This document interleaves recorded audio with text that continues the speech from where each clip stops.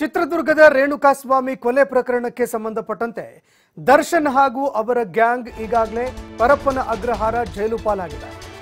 ಇನ್ನು ಪ್ರಕರಣಕ್ಕೆ ಸಂಬಂಧಪಟ್ಟಂತೆ ದರ್ಶನ್ ಸೇರಿ ಆರೋಪಿಗಳು ಜಾಮೀನಿಗಾಗಿ ಅರ್ಜಿ ಸಲ್ಲಿಕೆ ಮಾಡುವಂತಹ ಸಾಧ್ಯತೆ ಇದೆ. ದರ್ಶನ್ ಪರವಾಗಿ ಹಿರಿಯ ವಕೀಲ ಸಿವಿ ನಾಗೇಶ್ ವಾದ ಮಂಡನೆ ಮಾಡುವಂತಹ ಸಾಧ್ಯತೆ ಇದೆ. ಪರಪ್ಪನ ಅಗ್ರಹಾರ ಜೈಲಲ್ಲಿ ಇರುವಂತಹ ದರ್ಶನ್ ಮತ್ತು ಟೀಮ್ ಜಾಮೀನಿಗಾಗಿ ಅರ್ಜಿ ಸಲ್ಲಿಕೆ ಮಾಡುವಂತಹ ಸಾಧ್ಯತೆ ಇದೆ. ಅದೇ ರೀತಿಯಾಗಿ ಜಾಮೀನು ಅರ್ಜಿಯನ್ನ ದರ್ಶನ್ ಪರ ಹಿರಿಯ ವಕೀಲ ಸಿವಿ ನಾಗೇಶ್ ವಾದ ಮಂಡನೆ ಮಾಡುವಂತಹ ಸಾಧ್ಯತೆ ಇದೆ. ಇನ್ನು ಮತ್ತೊಂದೆಡೆಯಲ್ಲಿ ಜೈಲು ಪಾಲಾದ ಬಳಿಕ ದರ್ಶನ್ ಮತ್ತು ಅವರ ಪಟಾಲಂಗೆ ಬೇಲ್ ಸಿಗುತ್ತಾ ಇಲ್ವಾ ಅನ್ನುವಂತಹ ಪ್ರಶ್ನೆ ಕೂಡ ಎದುರಾಗ್ತಾ ಇದೆ. ಇನ್ನು ಇವರೇನೋ ಬೇಲ್ಗಾಗಿ ಅರ್ಜಿ ಸಲ್ಲಿಕೆ ಮಾಡ್ತಾರೆ. ಇನ್ನು ಮತ್ತೊಂದೆಡೆಯಲ್ಲಿ ಬೇಲ್ಗಾಗಿ ಅರ್ಜಿಯನ್ನ ಸಲ್ಲಿಕೆ ಮಾಡಿದ ಬಳಿಕ ಎಸ್ಪಿಪಿ ಯಾವ ರೀತಿಯಾಗಿ ವಿರೋಧವನ್ನು ವ್ಯಕ್ತಪಡಿಸುತ್ತೆ ಅದನ್ನು ಕೂಡ ಕಾದು ನೋಡಬೇಕಾಗತ್ತೆ. ಯಾಕಂದ್ರೆ ಕೇವಲ ಇಲ್ಲಿ ಒಂದೇ ಪಕ್ಷದ ಮಾತನ್ನ ಕೇಳೋದಕ್ಕಾಗಲ್ಲ. ಇಲ್ಲಿ ಯಾರು ಆರೋಪಿಗಳಿದ್ದಾರೆ ಅವರ ಪರ ವಕೀಲರು ಜಾಮೀನಿಗಾಗಿ ಅರ್ಜಿಯನ್ನ ಸಲ್ಲಿಕೆ ಮಾಡ್ತಾರೆ. ಇನ್ನು ನಾಗೇಶ್ ಅವರು ಅರ್ಜಿಯ ಪರವಾಗಿ ಅವರು ವಕಾಲತ್ತನ್ನು ವಹಿಸ್ತಾರೆ. ಮತ್ತೊಂದೆಡೆಯಲ್ಲಿ ಎಸ್ಪಿಪಿ ಅವರು ಕೂಡ ಇದಕ್ಕೆ ಸಂಬಂಧಪಟ್ಟಂತೆ ವಿರೋಧವನ್ನು ವ್ಯಕ್ತಪಡಿಸುವಂತಹ ಸಾಧ್ಯತೆ ಇದೆ. ಆರೋಪಿಗಳು ಪ್ರಬಲರಾಗಿದ್ದಾರೆ. ಅದೇ ರೀತಿಯಾಗಿ ಸಾಕ್ಷ್ಯಾಧಾರಗಳನ್ನು ನಾಶಪಡಿಸುವಂತಹ ಸಾಧ್ಯತೆ ಇದೆ. ಹೀಗಾಗಿ ಜಾಮೀನು ಯಾವುದೇ ಕಾರಣಕ್ಕೂ ಕೊಡಬಾರದು ಅಂತ ಎಸ್ಪಿಪಿ ವಾದ ಮಂಡನೆ ಮಾಡುವಂತಹ ಸಾಧ್ಯತೆ ಇರುತ್ತೆ. ಅದೇ ರೀತಿಯಾಗಿ ದರ್ಶನ್ ಪರ ವಕೀಲರು ಇಲ್ಲ ವಿಚಾರಣೆ ಸಂಪೂರ್ಣವಾಗಿ ಮುಗಿದು ಹೋಗಿದೆ, ಅದೇ ರೀತಿಯಾಗಿ ಏನೆಲ್ಲ ಸಾಕ್ಷ್ಯಾಧಾರಗಳು ಬೇಕಾಗಿತ್ತು ಎಲ್ಲ ಸಾಕ್ಷ್ಯಾಧಾರಗಳನ್ನು ಕಲೆ ಹಾಕಿದ್ದಾರೆ. ಹೀಗಾಗಿ ನಮ್ಮ ಪರ ಯಾರು ಆರೋಪಿಗಳಿದ್ದಾರೆ ಅವರಿಗೆ ಜಾಮೀನು ನೀಡಬೇಕು ಅಂತ ಅವರು ವಾದ ಮಂಡನೆ ಮಾಡುವಂತಹ ಸಾಧ್ಯತೆ ಇದೆ. ಹೀಗಾಗಿ ವಾದ ಪ್ರತಿವಾದವನ್ನು ಆಲಿಸುವಂತಹ ನ್ಯಾಯಾಲಯ ಯಾವ ತೀರ್ಪನ್ನ ಕೊಡುತ್ತೆ ಅನ್ನುವಂಥದ್ದನ್ನು ಕೂಡ ಕಾದು ನೋಡಬೇಕಾಗತ್ತೆ.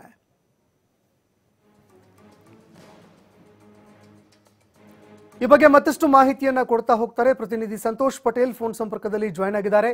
ಸಂತೋಷ್, ದರ್ಶನ್ ಮತ್ತು ಅವರ ಗ್ಯಾಂಗ್ಗೆ ಇವತ್ತು ಜಾಮೀನು ಅರ್ಜಿ ಸಲ್ಲಿಕೆ ಮಾಡುವಂತಹ ಸಾಧ್ಯತೆ ಇದೆ.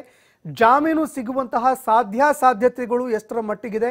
ಅದೇ ರೀತಿಯಾಗಿ ಎಸ್ಪಿಪಿ ಇದನ್ನ ಕೂಡ ಇರುತ್ತಾ ಹೇಗೆ ಅಂತ?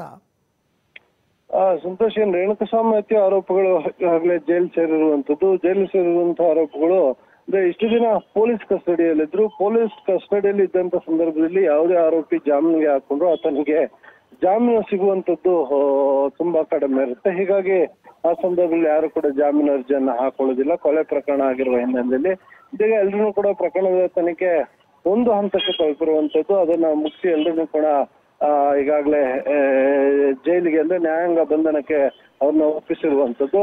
ಸೊ ಇದರ ಬೆನ್ನಲ್ಲೇ ಇಂದು ಅವರಿಗೆ ಜಾಮೀನು ಅರ್ಜಿಯನ್ನ ಸಲ್ಲಿಕೆ ಮಾಡುವಂತ ಸಾಧ್ಯತೆ ಇರುತ್ತೆ. ದರ್ಶನ್ ಪರವಾಗಿ ಹಿರಿಯ ವಕೀಲರಂತ ಸಿವಿ ನಾಗೇಶ್ ಅವರು ಕೂಡ ಕೋರ್ಟಿಗೆ ಬರುವಂತ ಸಾಧ್ಯತೆ ಇದೆ, ವಾದ ಮಂಡನೆ ಮಾಡುವಂತ ಸಾಧ್ಯತೆ ಕೂಡ ಇರುತ್ತೆ. ಆದ್ರೆ ಇವತ್ತು ಏನು ಅರ್ಜಿಯನ್ನ ಹಾಕಿದ ನಂತರ ಅರ್ಜಿಯನ್ನ ಕೋರ್ಟ್ ಅಡ್ಮಿಟ್ ಅನ್ನ ಮಾಡ್ಕೋಬೇಕಾಗತ್ತೆ. ಇವತ್ತೇ ಆರ್ಗ್ಯುಮೆಂಟ್ ಆಗುತ್ತಾ, ನಂಬರ್ ಕೊಡ್ತಾರ ಅನ್ನೋದನ್ನ ಕಾಯ್ದು ನೋಡ್ಬೇಕಾಗಿತ್ತು. ಇವತ್ತು ಒಂದು ವೇಳೆ ಆರ್ಗ್ಯುಮೆಂಟ್ಗೆ ಬಂದ್ರೆ ಆರ್ಗ್ಯುಮೆಂಟ್ ನಡೆಯುವ ಸಾಧ್ಯತೆ ಇರುತ್ತೆ. ಒಂದು ಕಡೆ ಆರ್ಗ್ಯುಮೆಂಟ್ ಬಂದಂತ ಸಂದರ್ಭದಲ್ಲಿ ದರ್ಶನ್ ಪರ ಆರೋಪಿಗಳ ಪರ ವಕೀಲರು ಏನಿರ್ತಾರೆ ಸೊ ಅವರು ಆರ್ಗ್ಯುಮೆಂಟ್ ಮಾಡ್ಲಿಕ್ಕೆ ಮುಂದಾದಂತ ಸಂದರ್ಭದಲ್ಲಿ ಏನು ಪೊಲೀಸ್ ಅಧಿಕಾರಿಗಳಿಗೂ ಕೂಡ ಅಬ್ಜೆಕ್ಷನ್ ಸಲ್ಲಿಕೆಯನ್ನು ಮಾಡ್ಲಿಕ್ಕೆ ನ್ಯಾಯಾಲಯ ಸಮಯಾವಕಾಶವನ್ನ ಕೊಡುತ್ತೆ. ಇಲ್ಲ ಇವತ್ತೇನಾದ್ರೂ ಅವ್ರಿಗೆ ಮಾಹಿತಿ ಇದ್ರೆ ಅವರು ಬಂದು ಅಬ್ಜೆಕ್ಷನ್ ಸಲ್ಲಿಕೆಯನ್ನ ಮಾಡ್ತಾರೆ.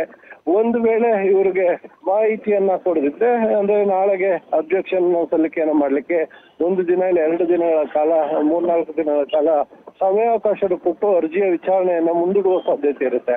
ಒಂದು ವೇಳೆ ಏನಾದ್ರೂ ಅರ್ಜಿ ವಿಚಾರಣೆಯನ್ನ ಕೈಗೆತ್ಕೊಂಡ್ರೆ ಈ ಸಂದರ್ಭದಲ್ಲಿ ಅಬ್ಜೆಕ್ಷನ್ ಸಲ್ಲಿಕೆಯನ್ನ ಮಾಡ್ತಾರೆ. ಈಗಾಗಲೇ ಬಂಧಿತ ಆರೋಪಿಗಳೇನಿದ್ದಾರೆ ಅವರು ಸಾಕಷ್ಟು ಶ್ರೀಮಂತರು ಇರುವಂತದ್ದು, ಅಂದ್ರೆ ಆರ್ಥಿಕವಾಗಿ ಕೂಡ ಸದೃಢರಾಗಿದ್ದಾರೆ, ತನ್ನದೇ ಆದ ಪ್ರಭಾವವನ್ನು ಹೊಂದಿರುವಂತದ್ದು, ತನ್ನದೇ ಆದ ಅಭಿಮಾನಿ ಬಳಗವನ್ನು ಹೊಂದಿದ್ದಾರೆ. ಸೊ ಅವ್ರನ್ನ ಇಟ್ಕೊಂಡು ಸಾಕ್ಷ್ಯಾಧಾರಗಳನ್ನ ನಾಶ ಮಾಡುವಂತ ಸಾಧ್ಯತೆ ಇದೆ. ಈಗಲೇ ಅವರು ಅಂದ್ರೆ ನಮ್ಮ ಕಸ್ಟಡಿಯಲ್ಲಿ ಇರುವಂತ ಸಂದರ್ಭದಲ್ಲಿ ಅಂದ್ರೆ ಪೊಲೀಸರು ಬಂಧನಕ್ಕೂ ಮೊದಲು ಯಾವಾಗ ರೇಣುಕಾಸ್ವಾಮಿಯನ್ನ ಹತ್ಯೆಯನ್ನ ಮಾಡ್ತಾನೆ, ಹತ್ಯೆಯನ್ನ ಮಾಡಿದ ನಂತರ ಇವರು ಆಗ್ಲೇ ತಮ್ಮ ಅಭಿಮಾನ ಬಳಗ ಇರ್ಬೋದು, ತನ್ನ ಸ್ನೇಹಿತರನ್ನ ಆಪ್ತ ವಲಯವನ್ನ ಇಟ್ಕೊಂಡು ಈಗಾಗಲೇ ಸಾಕ್ಷ್ಯಾಧಾರಗಳನ್ನ ನಾಶ ಮಾಡ್ಲಿಕ್ಕೆ ಪ್ರಯತ್ನ ಪಟ್ಟಿರುವಂತದ್ದು ತನಿಖಾ ಸಂದರ್ಭದಲ್ಲಿ ಗೊತ್ತಾಗಿದೆ. ಸೊ ಈ ಕಾರಣಕ್ಕಾಗಿ ಆರೋಪಿಗಳಿಗೆ ಒಂದು ವೇಳೆ ಏನಾದ್ರೂ ಜಾಮೀನನ್ನು ಕೊಟ್ಟರೆ ಕಡಾಖಂಡಿತವಾಗಿ ಹೊರಗೆ ಬಂದ ನಂತರ ಸಾಕ್ಷಿಗಳ ಮೇಲೆ ಪ್ರಭಾವವನ್ನು ಬೀಳಿಸ್ತಾರೆ, ಅವರ ಜೀವಕ್ಕೂ ಕೂಡ ಆಪತ್ತಿರುತ್ತೆ, ಅದರ ಜೊತೆಗೆ ಸಾಕ್ಷ್ಯಾಧಾರಗಳನ್ನು ಕೂಡ ನಾಶಪಡಿಸ್ತಾರೆ. ಈ ಕಾರಣಕ್ಕಾಗಿ ಇವರಿಗೆ ಜಾಮೀನನ್ನ ಕೊಡಬಾರದು ಅಂತ ವಾದವನ್ನ ಮಂಡನೆ ಮಾಡಲಾಗುತ್ತೆ. ಇದರ ಜೊತೆಗೆ ಇನ್ನೊಂದಿಷ್ಟು ಡಿಜಿಟಲ್ ಎವಿಡೆನ್ಸ್ ಏನ್ ಹೇಳ್ತೀವಿ, ಟೆಕ್ನಿಕಲ್ ಎವಿಡೆನ್ಸ್, FSL ಇರ್ಬೋದು, ಮೊಬೈಲ್ಗಳನ್ನ ರಿಟ್ರೀವ್ ಮಾಡೋದಿರ್ಬೋದು. ಸೊ ಈಗ ಹಲವು ಪ್ರಕರಣದ ತನಿಖೆ ಇನ್ನೂ ಕೂಡ ಬಾಕಿ ಇದೆ.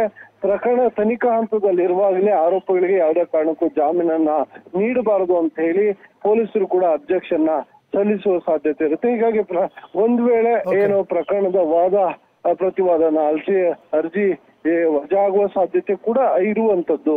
ಸಂತೋಷ್, ಧನ್ಯವಾದಗಳು ಸಂತೋಷ್.